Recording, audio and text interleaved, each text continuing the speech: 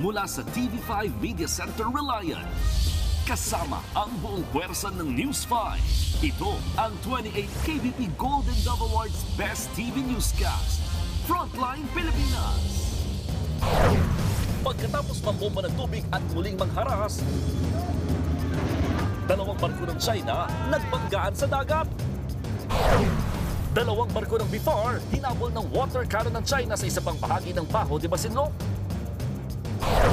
Driver ng SUV na nag-counterflow sa Skyway, forever nang binawian ng lisensya para hindi pa marisan.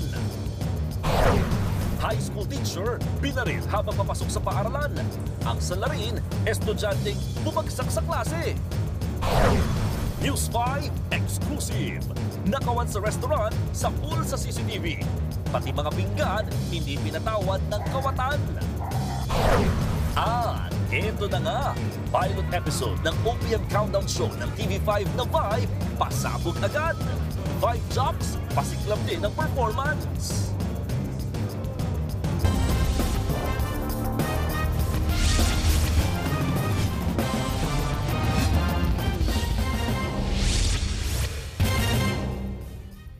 Binuntutan at binomba na naman ng tubig ng mga barko ng China ang mga barko ng Pilipinas sa Panatag Shoal. Pero ang ending, ang dalawang barko ng China ang nagbanggaan. Nasa frontline na balitang yan si Maricel Halili.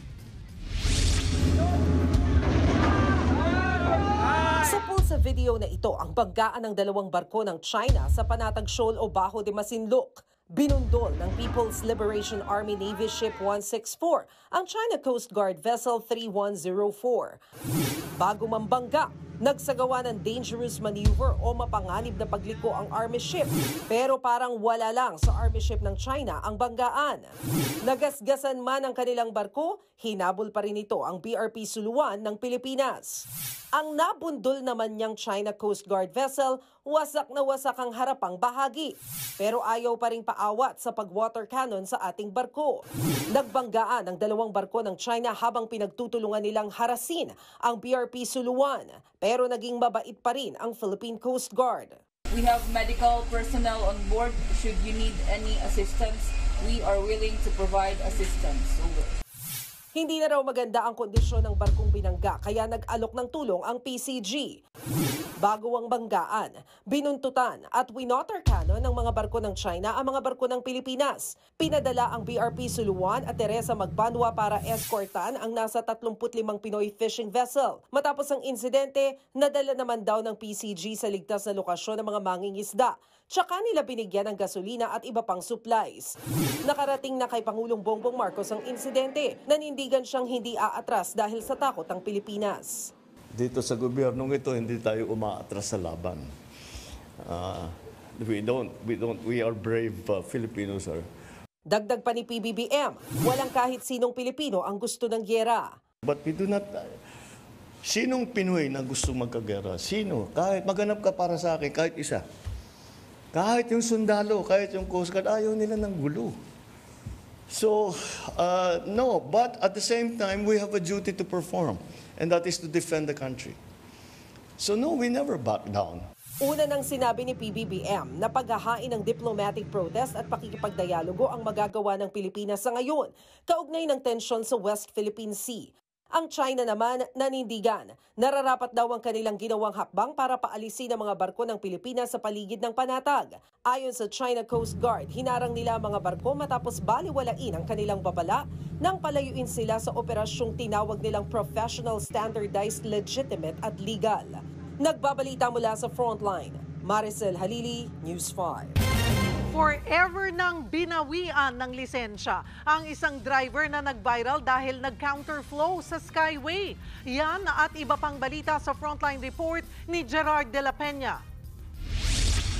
Sa northbound ng Skyway, iba ang trip ng SUV na yan na delikadong sinasalubong ang mga sasakyan noong Sabado ng madaling araw. Naka-bright light pa yan ha? Paano yan napadpad dyan? Ayon sa mga otoridad, unang nakita ang SUV sa NAIA Expressway papuntang Bikutan. Illegal itong nag-U-turn sa Doña Soledad Toll Plaza. Nakarating na yan kay Transportation Secretary Vince Dizon at natukoy na rin kung sino ang driver. Sa lahat na lang na ika-counterflow mo sa expressway pa, dahil doon, pasensyahan tayo. Pinatawan ng driver ng perpetual revocation o habang buhay na pagsawalang bisa ng kanyang lisensya. Ayon kay Dizon, ito ay para hindi na pamarisan pa ang pagiging pasaway nito. Gayunman, hinainan pa rin ng show cause order ang driver para pagpaliwanagin. Paliwanag ng kalihim, hindi sapat na suspension lang ang ipataw dahil inilagay ng driver sa peligro ang buhay ng iba pang motorista. Sa Quezon City naman, ipinatatawag ng LTO ang may-ari at driver ng L300 na nasangkot sa isang viral video. Sa video, may kitang hinarangan ng L300 ang driver ng isang establishmento sa Timog Tomas Morato. Ang driver, sumasagot pa at nakipag-away kahit siya ang mali. Babala ng LTO, 70 araw masususpinde ang lisensya ng driver. Oras na matukoy kung sino siya. Nagbabalita mula sa Frontline, Gerard de la Peña, News 5. Sa pulsa video ang isang magnanakaw sa loob ng kainan sa Rodriguez, Rizal. Bukod sa pera, pinatos ng sospek pati ang mga plato at pagkain. Nasa frontline ng balitang yan si Ian Suyu, exclusive. Bigla na lang may kumalabog sa loob ng restaurant na ito sa Rodriguez, Rizal. Maya-maya, makikita na ang isang lalaki na may kagat na flashlight at may hinahanap sa counter. Ang lalaking yan, kawatan pala. Binuksan ng magnanakaw ang tip box at tinangay ang mga laman nito. Patuloy sa paghahalungkat ang lalaki hanggang sa mapansin niya na nakatutok pala ang CCTV.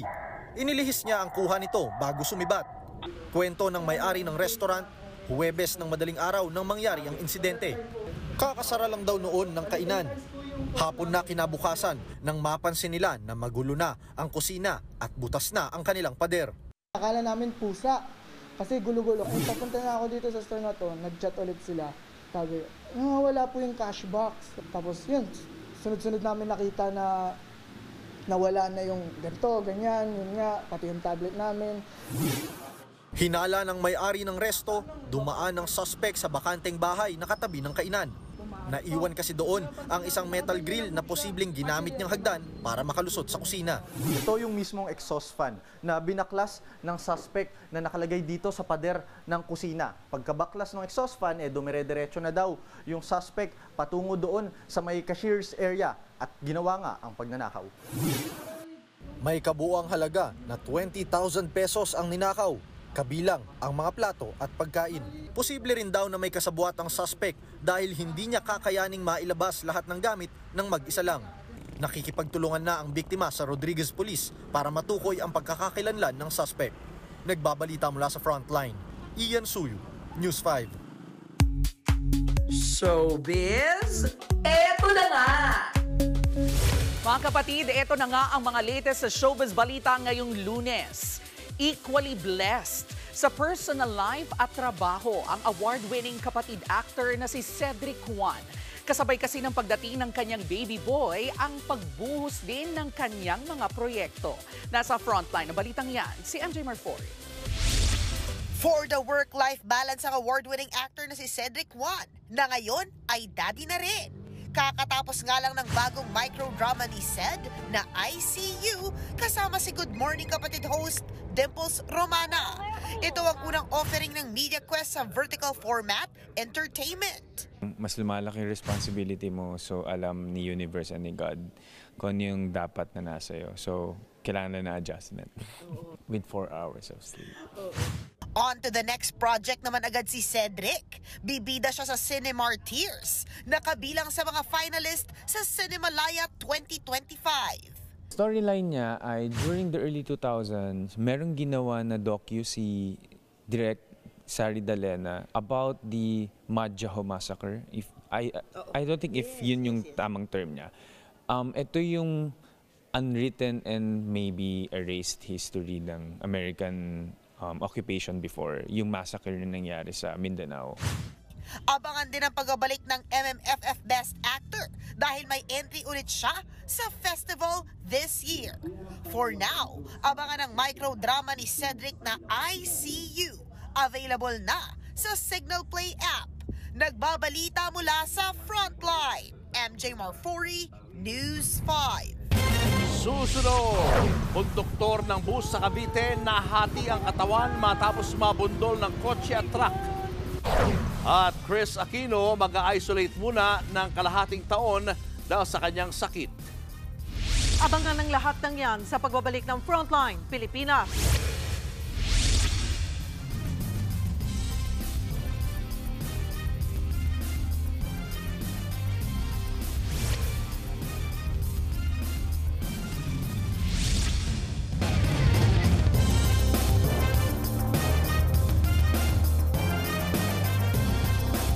Mga kapatid, Julius Babaw po, nasa Middle East o saan mang dako ka ng mundo, manatiling may alam at may pakialam sa mga mainit na balita dito sa ating bansa.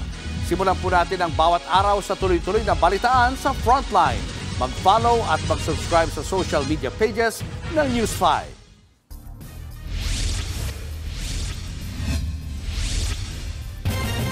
Nahati ang katawan ng isang konduktor matapos masagasaan ng kotse at truck sa Arnaldo Highway, General Trias, Cavite.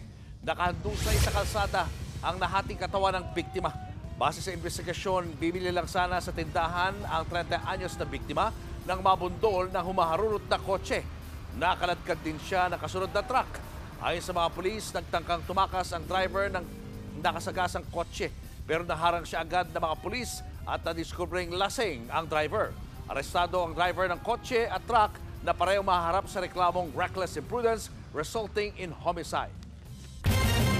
Ininspeksyon ni Pangulong Bongbong Marcos ang paghukay at pagpapalapad ng Marikina River. Layo ng proyektong yan na maiwasan ang matinding pagbaha sa lugar. Nasa frontline ng balitang yan si Gerard de la Peña. Nakahilera ang mga backhoe, truck at mga heavy equipment sa pampang ng Marikina River. Tuloy-tuloy ang dredging o paghuhukay para lumalim ang ilog. Nagpapagawa na rin ng mga river wall habang pinapalaparan ng ilog. Lahat ng yan, bahagi ng Phase 4 ng Pasig Marikina River Improvement Program na personal na inspeksyon kanina ni Pangulong Bongbong Marcos. Layo ng proyekto na maisaayos ang pag-agos ng tubig sa ilog at maiwasan ng matinding pagbaha tuwing malakas ang ulan. Hindi pa man tapos, pansin na ng mga residente ang resulta ng proyekto nitong mga nakaraang bagyo. Kumpara ngayon, medyo malaki ng pinagbago ng Marikina. Ang tubig medyo malinaw na. Talaga hindi na. Madaling umupa. Pero ayon sa mga otoridad, marami pang kailangang gawin. Ang pinakamalaking challenge talaga is paano namin mapipigilan yung ulan galing Montalban pababa dito. Because 80-85% of the floodwaters here are not from Marikina, they're from Montalban. Bukod sa dredging, naglalagay rin ng culvert pipe sa ilalim ng sumulong highway na parte ng bagong drainage system. Ayon sa DPWH, pinag-aaralan din ngayon ang paggawa ng mga dam na sasalo ng tubig. Plano itong ipagawa sa Rodriguez at Antipolo, Rizal. Nitong nakaraang linggo, nagpresenta ang negosyanteng si Ramon Ang na tutulong sa paglilinis at paghukay ng mga ilog at estero para maiwasan ang matinding baha. Dahil dito, ipinanukala ni Senator Ping Lacson na bawasan ang budget ng DPWH at MMDA. Sagot ng DPWH. Why not kung talagang kailangan bawasan. May buwelta naman ang ahensya sa sinabi ni Manila Mayor Isko Moreno na basta na lang daw gumagawa ng proyekto ang DPWH sa kanilang lungsod nang walang koordinasyon. These are projects that are already incorporated in the General Appropriations Act, which is the law. If there are projects that he feels na ginagawa ng national government na hindi naangkop sa kanya, I think he can go to the Supreme Court. Nagbabalita mula sa Frontline, Gerard de la Peña, News 5. Tumutulong din ang Metro Pacific Tollways Corporation o MPTC sa paglilinis ng mga ilog at estero para iwas baha. Ang subsidiary ng MPTC na NLEX Corporation nagsagawa ng clean-up drive sa Maykawayan River. Katawang nila ang mga lokal na pamahalaan ng Maykawayan at Valenzuela. Gayon din ang iba't ibang ahensya ng gobyerno. Si Manny V. Pangilinan po ang chairman ng MPTC at chairman din ng TV5.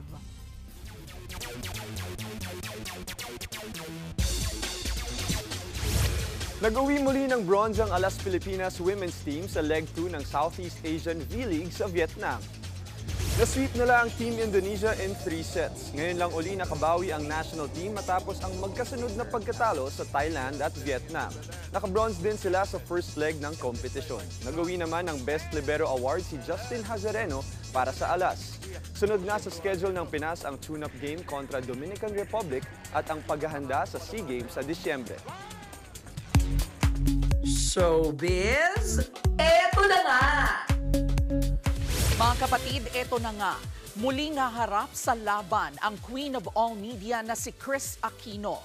This time, para sa isang matapang na desisyon kaugnay ng kanyang kalusugan.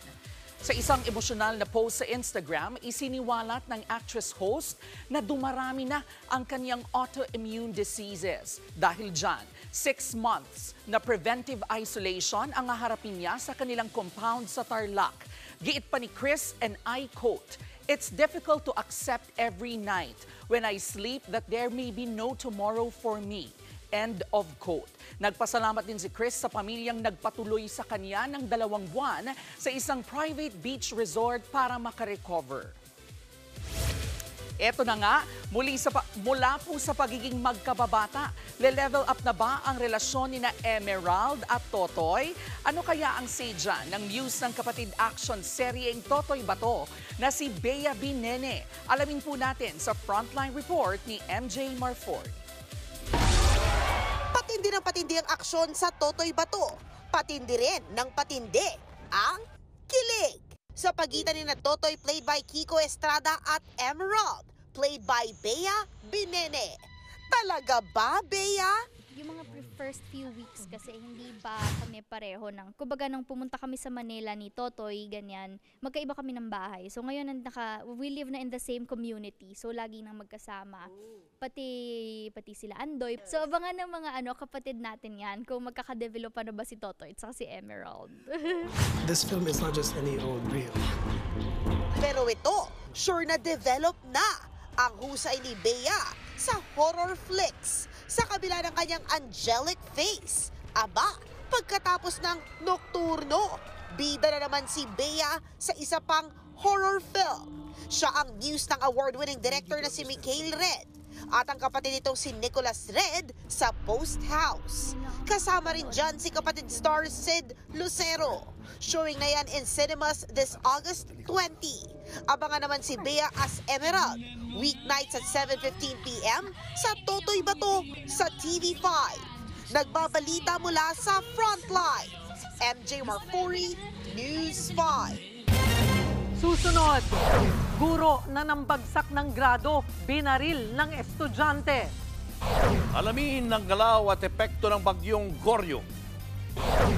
At P-Pop Kings, SB19 at popstar royalty Sara Geronimo. Powerful ang first live performance sa collab song nilang Umaaligid. Yan at iba pa sa pagbabalik ng Frontline Pilipinas.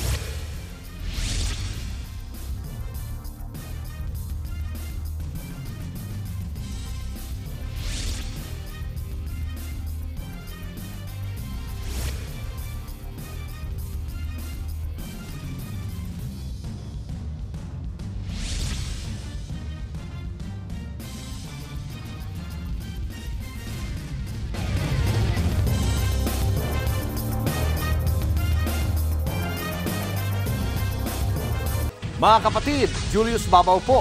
Nasa Middle East o sa amang dako ka ng mundo, manatiling may alam at may pakialam sa mga mainit na balita dito sa ating bansa.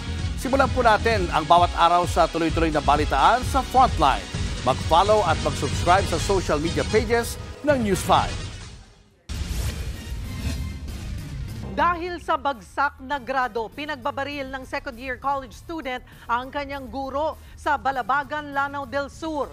Naka-uniform pa ng madat ng wala ng buhay sa gilid ng kalsada ang gurong si Danilo Barba.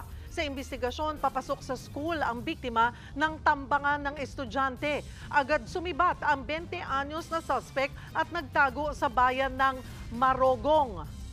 Pero isinuko siya ng kanyang mga kaanak sa mga pulis kaya umamin din sa krimen. Dinamdam umano ng suspect na hindi siya nakapag-enroll dahil bumagsak siya sa Filipino subject ng biktima. Inaalam na kung paano nakakuha ng baril ang estudyante. Isa na namang insidente ng pangaharas ng China sa West Philippine Sea. Hinabol ng water cannon ng China Coast Guard ang mga barko ng BFAR. Live mula sa West Philippine Sea, nasa frontline ng balitang yan si Gio Robles.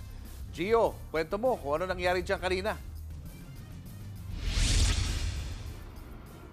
Julius, hinabol ng water cannon ng mga barko ng China ang BIFAR vessels na BRP Datu Sumkad at BRP Datu Bangkaya sa kasagsagan ng pangaharas kanina ng China Coast Guard sa iba pang bahagi ng Baho de Masinloc. Personal natin yang nakita dahil sakay mismo ang News 5 ng BRP Datu Bangkaya.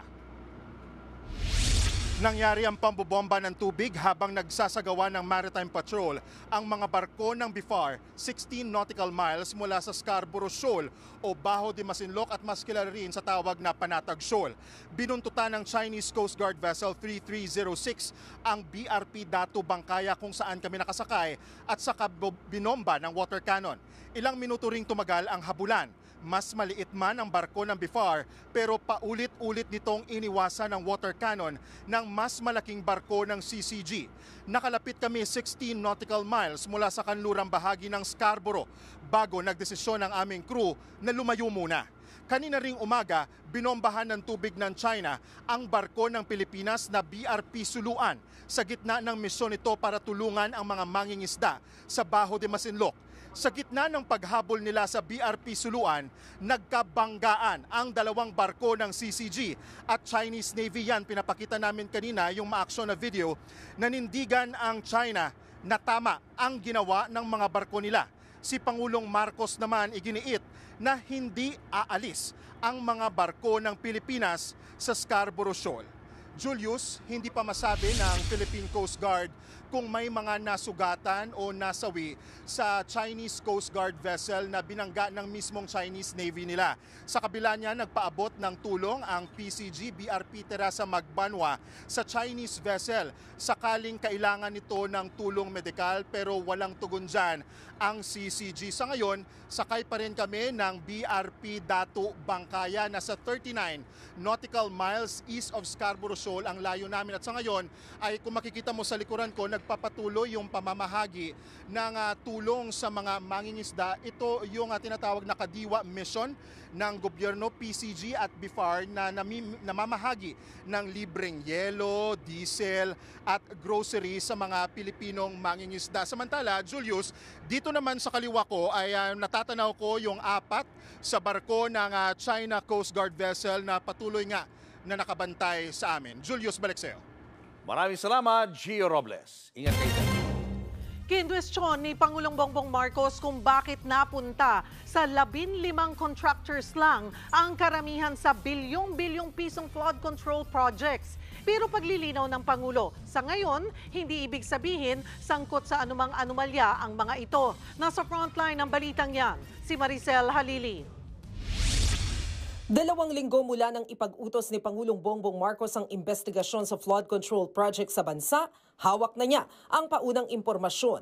Ang ilan dito, kinwestiyon ng Pangulo. Sa pagsisimula ng kanyang termino noong 2022, 545 billion pesos ang inilaan para sa higit 9,000 flood control projects. Sa laki ng halagang ito, saan ba napupunta ang pera?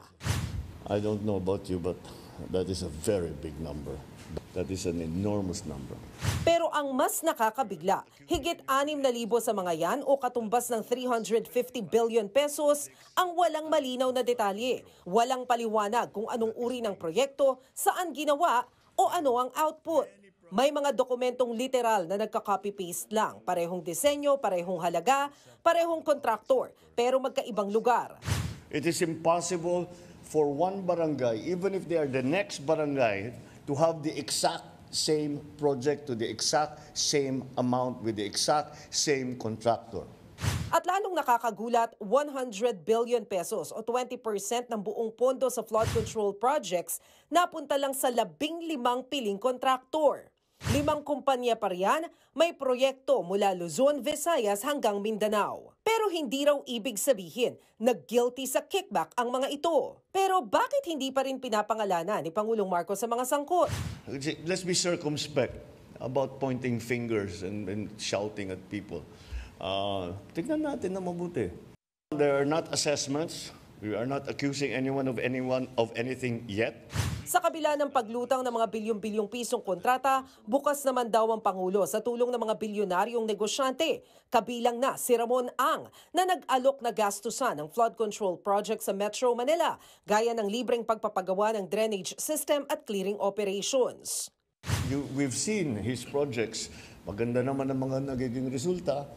He's able to bring it in on time. And, the man is an engineer. So I'm sure pinag-aralan niya na mabuti yan. Nasa 170 pumping stations na raw ang ginawa sa buong bansa. Karamihan dito ay makikita sa Metro Manila. Maganda raw ang intensyon, pero sabi ng Pangulo, hindi ito gagana kung walang solusyon sa basura. The mayors, the LGUs have to take care of the garbage problem. It simply doesn't work until we have a solution to the garbage problem.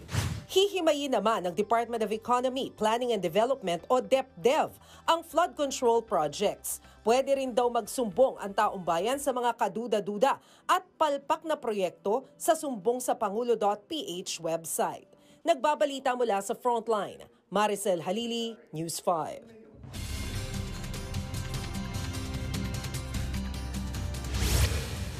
Weather update tayo mga kapatid. Patuloy nating binabantayan ang Bagyong Goryo na may international name na Podul. Ito pong Bagyong Goryo ay nasa severe tropical storm category na may taglay na lakas ng hangin na umaabot sa 110 km per hour malapit sa kanyang gitna at kung minsan may mga pagbugsong umaabot sa 135 km per hour. Ito ay huling namata ng Pag-asa sa lying around 1,045 km east ng extreme northern Luzon. Nandito po yan sa karagatan sa may eastern section ng ating bansa at bahagya po yung sumusubsob pa west-southwestward sa bilis na 20 km per hour.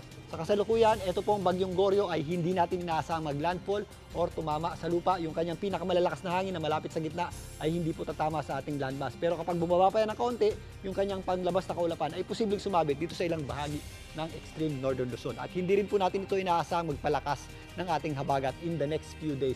Yan po ay pinakamalapit sa ating bansa ngayong Tuesday hanggang Wednesday bago maglandfall dyan po sa may area ng northern portion ng Taiwan at maaaring sa Wednesday ng gabi, yan po ay makalabas na ng ating Philippine Area of Responsibility kasabay ng unti-unting paghina niyan dahil sa interaksyon niya sa mga kabundukan ng Taiwan. Dahil po sa wala pong masyadong epekto itong Bagyong Goryo, maliwalas sa panahon po ang ating aasahan sa malaking bahagi na po yan ng ating bansa. Maliban lang tuwing hapon at gabi, nakakaranas tayo ng mga isolated o localized na pagulan o yung ating mga tinatawag na afternoon showers at thunderstorms. Ganon din po ang ating aasahang panahon dito sa Metro Manila. Magiging maganda po ang panahon tuwing umaga hanggang hapon, hanggang tanghali at pagsapit po ng hapon, mas nagiging maulap ng bahagya yung ating panahon at nagkakaroon po tayo ng mga isolated o localized na pagulan o yung ating tinatawag na afternoon showers at thunderstorms. Kaya sa may mga lakad, ugaliin pa rin po ang pagdadala ng payong o anumang pananggalang sa ulan. At yan muna ang latest sa ating lagay ng panahon. Muli ako po ang inyong weather frontliner, Alvin Purat. Lagi may panahon para sa iyo.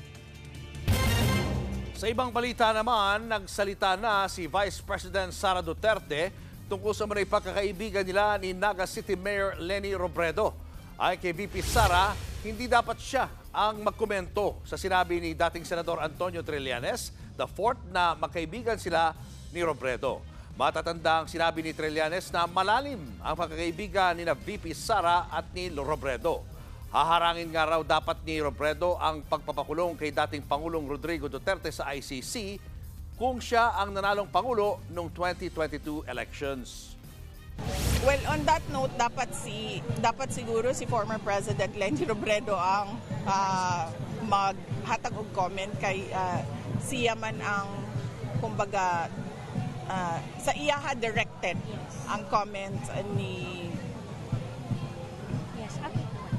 person na Showbiz, eto na nga! Mga kapatid, eto na nga, hindi na talaga mapigilan ang P-pop supremacy, lalo na ang mga pangmalakasang collab performances.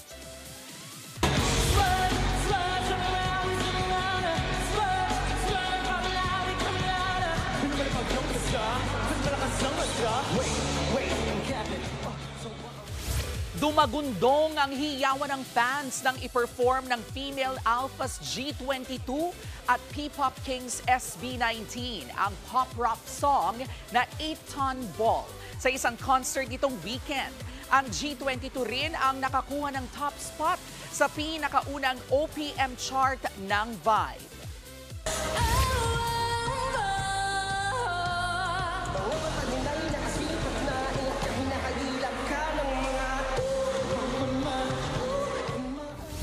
And it seems there's no stopping the P-pop kings dahil hanggang kay pop star royalty Sara Geronimo. Abot ang mga pangmalakasang collab with their song Umaaligid. Nothing but praises naman si Sarah G sa nag-uumapaw na talento ng grupo. Susunod, lalaki sa Aklan sinaksak ng motoristang sinita niya dahil sa maingay na tambutso. At unang episode ng Vibe, pasabog agad sa performance. Tutok lang mga kapatid, magbabalik pa ang Frontline Pilipinas.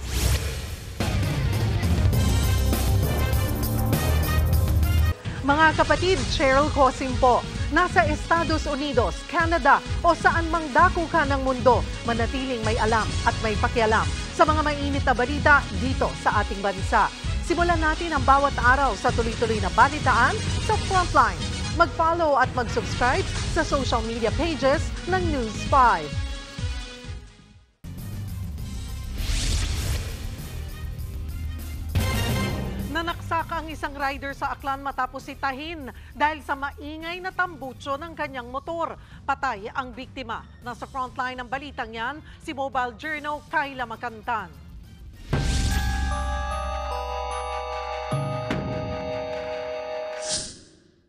Isang linggo pa lang mula nang makalaya sa kasong may kinalaman sa droga, balik selda si Elias Raul na residente ng Makato, Aklan matapos niyang pagsasaksakin ang 42 anyos na si Luther Sausa. Alas 2 na madaling araw noong August 6 nang dumaan ang suspect sakay ng motor sa Lacerna Street kung saan nagiinuman ng grupo ng biktima. Nabihan lang naman na magdahan-dahan dun sa lugar kasi nga maingay yung tambutso ng kanyang motor. Nung pagsita, ito ay bumalik at may dala ng kasama. Doon na nagkaroon ng komusyon. 7 saksak ang tinamo ng biktima na bigo nang mailigtas sa ospital. Sa backtracking sa mga CCTV footage, mabilis namang nakilala ang 2 suspect na naaresto rin kinaumagahan sa ikinasang hot pursuit operation. Na-recover din ang patalim na ginamit sa pananaksak. Himas rehas ngayon ang 2 na sising-sisi sa sinapit ng biktima. Nagbabalita mula sa Frontline. Mobile Journal, Kayla Makantan. Showbiz, eto na nga! Eto na nga, all out ang performances ng Vibe Jocks sa pilot episode ng newest all-OPM countdown show na Vibe. From singing to dancing to celebrity guests, abay, pasabog. Nasa frontline ng balitang yan, si News 5 digital producer Von Bilinario. Concert feels ang pilot episode ng all-OPM countdown show na Vibe. Opening pa lang, pasabog na agad ang siyam na Vibe Jocks. Pinarinig nila ang kani-kanilang rendition ng mga sikat na OPM song. Siyempre, meron ding mga nagduet. Special guest ang Tropical Depression. Isigaw ng sabay-sabay kabayaban. Guest performers din sina Asia's timeless voice Dulce, ang bandang Hey June at hit OPM band na Mayonnaise. Everybody say! Of course, pinerform din ng Vibe Jocks ang kani-kanilang single sa isang special segment. Kilala Kita ni Elijah Canlas, Halika Na, Lika Na ni Maxi Andresen, at ang Maghapon ni Dylan Minor. It's very successful. I'm very happy and I'm very honored to be part of the Vibe family. And this is just the beginning. This is just the start. Nakiparty rin ang mga boss ng MediaQuest sa pangunguna ni Chairman Manny V. Pangilinan, MediaQuest and Signal TV President and CEO Jane Jimenez Basas at TV5 President Guido R. Zaballero. I thought it was an excellent show and I hope it creates a movement, a new movement to revive OPM. Very happy. It lived up to our vision. We wanted it to be fun. We wanted it to be young. We wanted the guests, young and old, to feel the vibe. Ang captain of the ship na si Mr. M, thankful sa positive vibe sa show. Wonderful. Para kami ng concert eh. Ang tagal namin hindi gumawa ng ganito. Thanks to MVP also. Napapanood ang Vibe araw-araw sa TV5.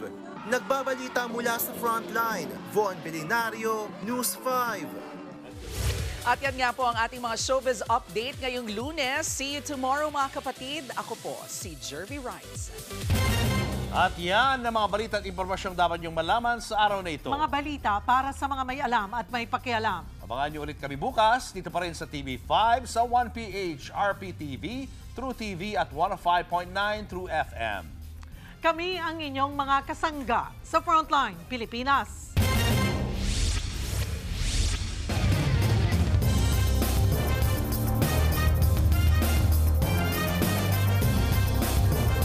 Mga kapatid, Cheryl Cosing po. Nasa Estados Unidos, Canada o saan man dako ka ng mundo, manatiling may alam at may pakialam sa mga maiinit na balita dito sa ating bansa. Simulan natin ang bawat araw sa tuloy-tuloy na balitaan sa Frontline. Mag-follow at mag-subscribe sa social media pages ng News 5.